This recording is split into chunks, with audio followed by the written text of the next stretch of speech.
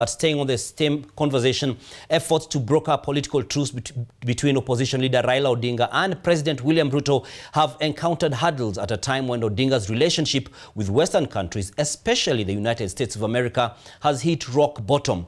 Odinga's former Western political allies seem to have abandoned him over the 2022 presidential election dispute. NTV's political affairs reporter Vincent Oduor tells us more.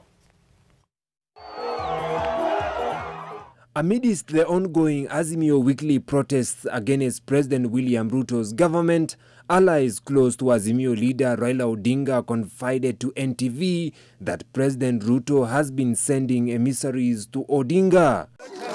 A close ally of Ruto offered Odinga a regional envoy position on climate change and other retirement benefits if he opted out of active politics. However, Odinga's allies say he rejected the proposal but remained open to further discussions if their demands are met.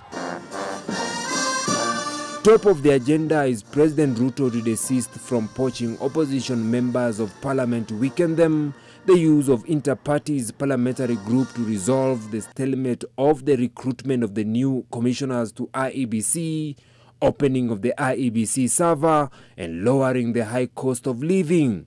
Odinga, whom for a while in his political journey has been a darling to the US, now seems abandoned by the key Western ally and even condemned them for taking sides against him.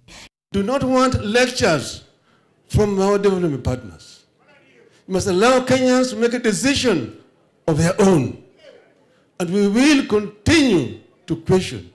And we have said that we will demand that the servers must be opened. International relations expert Professor Macharia Munene argues that Raila is frustrated, cornered, and angry because the Western countries that previously encouraged and supported his political activities refused to go along with his claims. Professor Munene adds that the US is being careful not to appear to encourage disruptions.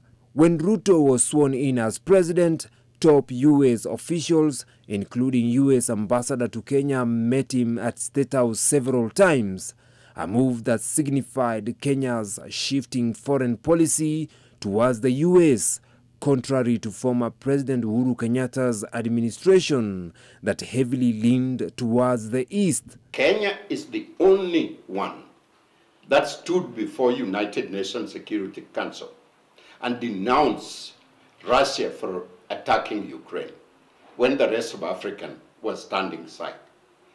Russia is watching us very closely. China is watching us very closely.